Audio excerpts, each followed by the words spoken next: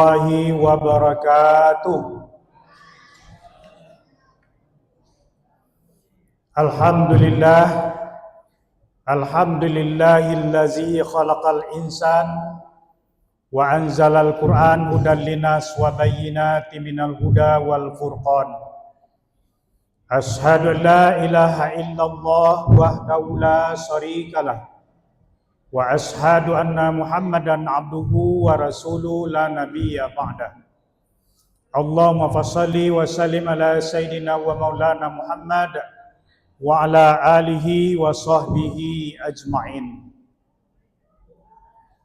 Bapak-bapak, ibu-ibu pengurus Masjid Raya Andalas yang sama-sama kita hormati, bapak-bapak, ibu-ibu tokoh masyarakat, nenek mama, alim ulama, cadiak pandai, suluh bendang dalam nagari, ibu-ibu, bundo kanduang, majlis taklim, pemuda dan pemudi, seterusnya anak-anak kami, santriwan dan santriwati yang hadir pada hari ini yang disayangi Allah. Alhamdulillah, kita bersyukur pada Allah Subhanahu wa taala pada malam ini, malam yang ke-15, Allah masih memberi kita nikmat sehat, nikmat keimanan, sehingga kita masih bisa hadir di masjid yang kita cintai ini untuk melaksanakan ibadah kepada Allah, solat Isya berjemaah, tarwih, witir dan tadarus Al-Quran.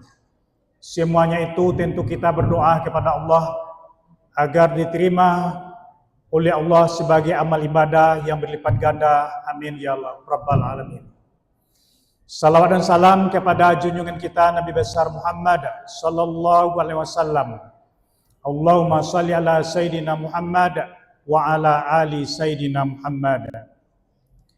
Bapak-bapak, ibu-ibu yang saya hormati, malam ini ceramah kita yaitu judulnya Akhlak Rasulullah sebagai teladan hidup. Akhlak Rasulullah sebagai teladan hidup. Allah berfirman, laqad kana lakum fi Rasulillahi uswatun hasanah liman kana yarjullah wal yaumil akhir wa zakarallahi katsira.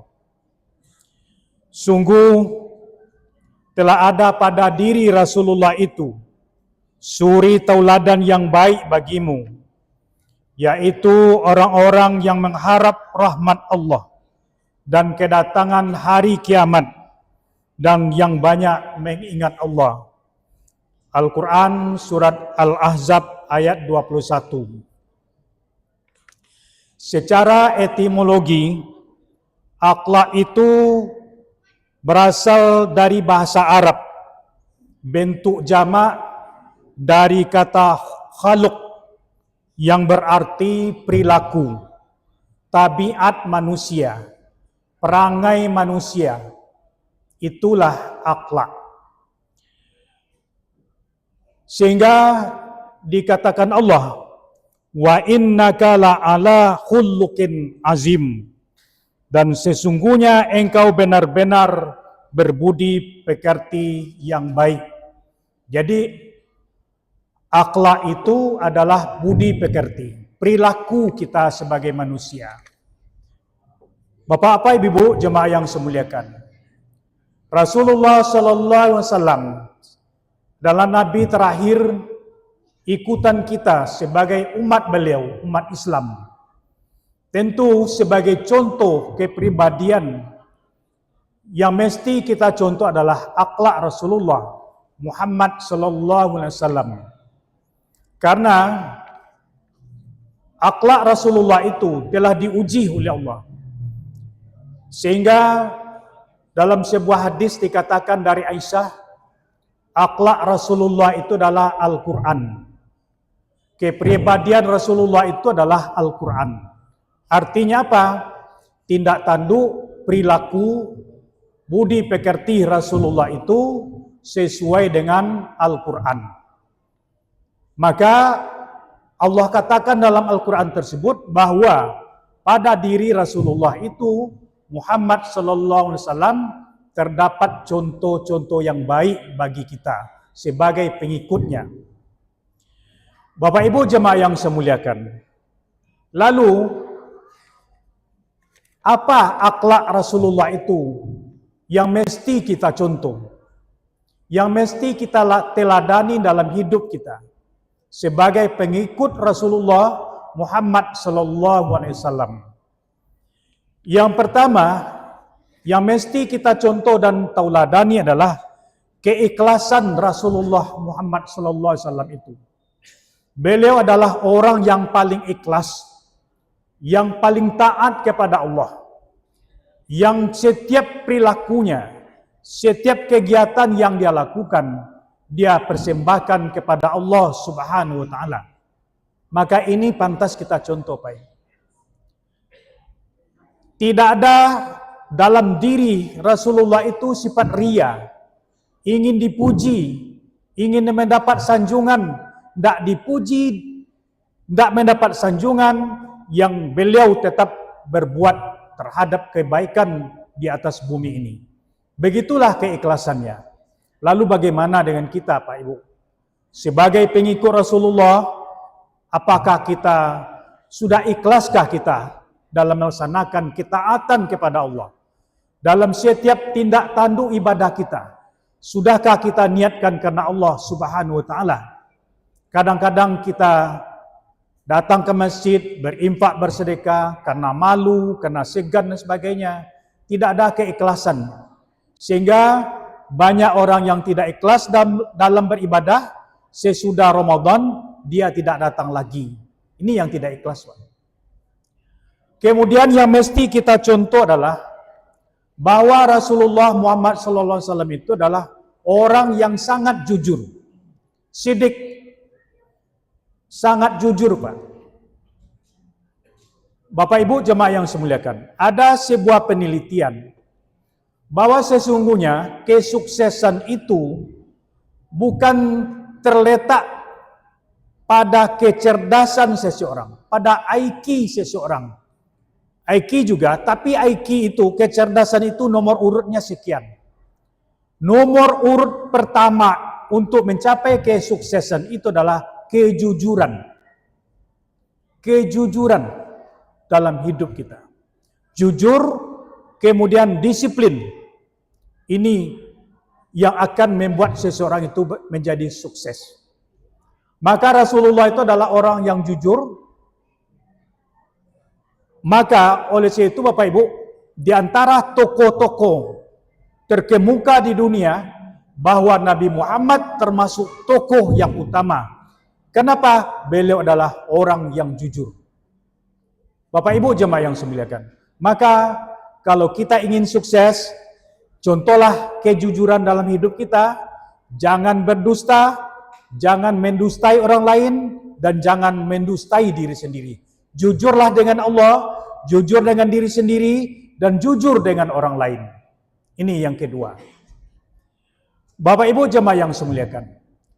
Yang ketiga yang mesti kita teladani dalam diri Nabi kita Muhammad sallallahu alaihi wasallam itu adalah amanah, terpercaya. Beliau adalah orang yang sangat terpercaya. Memikul amanah, dipercaya oleh teman-temannya, oleh lawan dan kawan, bahwa beliau adalah orang yang sangat tidak mau memungkiri janjinya. Oleh sebab itu Bapak Ibu, mari kita menjadi orang yang amanah. Jangan sering mengkhianati janji. Ada pepatah mengatakan, titian binaso lapuat, janji biasa mungkin. Janji biasa mungkin. Sebenarnya tidak itu, Pak. Janji binaso mungkin. Kalau berjanji dimungkiri, berarti membuat kita jadi binasa. Sekarang ini yang mudah saja bagi orang untuk berdusta, berjanji, besok datang ya, insya Allah datang. Tapi nyatanya tidak jadi datang. Insya Allah itu halangannya apabila kita mati, Pak. Kalau tidak sakit keras, tapi enak ucapkan insya Allah saya datang, insya Allah datang. Ini berarti tidak amanah. Mari kita dalam hidup ini sebagai pengikut Rasulullah menjadi orang yang amanah. Bapak Ibu jemaah yang saya muliakan. Lalu yang keempat, yang mesti kita contoh dan tauladani dalam diri Rasulullah itu adalah fatanah. Beliau adalah orang yang cerdas. Walaupun beliau tidak menduduki bangku perguruan tinggi, bangku pendidikan, sekolah ini dan sekolah itu, tetapi beliau adalah orang yang sangat cerdas. Cerdas dalam segala-galanya. Maka dipercayai oleh Allah, menerima wahyu oleh Allah, menjadi seorang nabi pengikut bagi umat manusia. Beliau bukan hanya seorang nabi, tapi juga seorang kepala negara. Ini akibat dari kecerdasan beliau. Maka jadilah kita orang yang cerdas. Bapak Ibu jemaah yang saya muliakan, cerdas ini penting. Apalagi kita berhadapan dengan dunia yang canggih seperti ini. Kalau tidak cerdas, kita akan ditinggalkan oleh orang. Kita akan ditinggalkan oleh bermacam-macam teknologi. Maka kita persiapkan anak-anak kita yang cerdas. Mempersiapkan anak yang cerdas berarti kita mencontoh Rasulullah Sallallahu Alaihi Wasallam. Bapak Ibu jemaah yang saya muliakan. Lalu yang kelima, yang mesti kita contoh adalah Nabi itu adalah seorang tabligh, menyampaikan, mengajak manusia kepada kebenaran, mencegah manusia daripada kejahatan. Oleh sebab itu Bapak Ibu, kalau kita meyakini pengikut Rasulullah, mari kita contoh. Jadilah kita orang yang tabligh, menyampaikan, menyeru, mengajak manusia kepada kebaikan. Terutama keluarga kita, anak-anak kita. Kita ajak untuk berbuat baik, kita ajak sholat, kita larang dia kalau berbuat maksiat, kita cegah dia kalau berbuat yang tidak-tidak, yang bukan-bukan, seperti narkoba, merokok dan sebagainya. Pergaulan bebas, tawuran, balapan liar. Bagaimana kita sebagai seorang orang tua berdakwah, mencegah mereka, tabligh sampaikan kepada mereka bahwa itu perbuatan jahat. Kadang-kadang kita Pak Ibu prihatin melihat anak-anak kita yang di mana-mana dia berkumpul, lalu merokok di siang hari, ya, terlibat tawuran, balapan liar, tapi orang tuanya di rumah diam aja. Diam 1000 bahasa. Tidak mau mencegah, tidak mau melarang, tidak mau menasihati. Padahal itu adalah amanah yang dipikulkan Allah kepada kita anak-anak itu Pak Ibu. Maka jadilah kita pengikut Rasulullah, sampaikan kepada anak kita bahwa perintah Allah ini dilarang oleh Allah. Kejahatan itu dilarang. Kerjakan perintahnya, sholat, puasa, berzakat. Ini perintah Allah. Ini mulailah dari diri kita Pak, mengajak. Kalau bisa kita ngajak orang lain, alangkah bagus. Mengajak, menyeru, alangkah bagus sebagai pengikut Rasulullah. Bapak Ibu jemaah yang saya muliakan. Kemudian yang keenam, yang mesti kita contoh dari Rasulullah SAW adalah kesabaran beliau. Beliau adalah orang yang sangat sabar. Suatu ketika waktu beliau berada di Madinah, seorang buta, matanya buta, tapi apabila mendengar nama Nabi Muhammad, dia selalu mencerca. Dia marah, sangat marah. Kalau mendengar nama saja, marah. Tapi Bapak Ibu, si buta ini kerja minta-minta. Tegak di tepi jalan, lalu datang Rasulullah Muhammad SAW, disuapin oleh beliau si buta itu dengan roti, dikasih minum dengan santunnya Nabi. Terus seperti itu. Lalu suatu ketika Nabi tidak lewat di sana. Sehingga si buta ini bertanya, kemarin ada orang yang menyuapin saya, yang sangat lemah lembut, yang sangat menyayangi saya. Tanya kepada kawan-kawannya, siapakah itu? Itu adalah Nabi Muhammad SAW. Mendengar itu Bapak Ibu, si buta ini menangis dia. Artinya apa? Nabi walaupun dicercah, walaupun dihina, dia tetap sabar dan menyayangi orang-orang lain. Banyak kisah-kisah Rasulullah adalah orang yang sabar. Maka jadilah kita orang sabar. Sabar ini Bapak Ibu, kita contoh seperti sabarnya air. Bagaimana sabarnya air Pak Ibu? Air dia selalu mencari tempat yang paling rendah. Mulai dari hulu sampai ke hilir. Banyak rintangan dan halangan yang ditempuh oleh air itu. Kadang-kadang diambil orang, masuk ke dalam ember. Tapi air sabar, dia tunggu nanti suatu saat dia akan dicurahkan kepada tempat yang rendah. Kemudian air diambil, masukkan ke dalam periuk, ya, direbus sampai mendidih. Air tetap sabar. Dia tunggu sesuatu saat nanti dia akan dingin seperti semula. Kemudian Bapak Ibu, air diambil dimasukkan ke dalam plastik, masuk dalam kulkas membeku. Air tetap sabar. Nanti sesuatu saat dia akan hancur es itu dan melebur menjadi air semula. Lagi-lagi Bapak Ibu, diambil air itu diminum, masuk ke dalam perut manusia, air tetap sabar. Nanti suatu saat saya akan keluar lagi menuju tempat yang paling rendah. Begitu sabarnya air Pak. Tapi ingat Bapak Ibu, air kalau habis sabarnya, seperti musibah yang terjadi kemarin. Terjadi banjir bandang, longsor. Itu kesabaran air habis Pak. Sehingga dia turun bersama-sama menghancurkan rumah, gelodo, menghanyutkan manusia dan sebagainya. Kesabarannya sudah habis. Begitu kita umat Islam Bapak Ibu.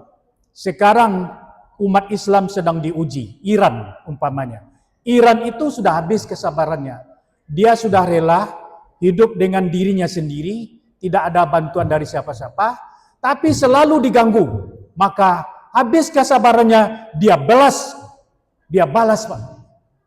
Kesabarannya sudah habis. Begitu kesabaran kita sebagai umat Islam mencontoh kesabaran Rasulullah Muhammad SAW. Jadilah kita orang yang sabar, sabar dalam berbuat, sabar dalam ibadah, sabar dalam segala-galanya.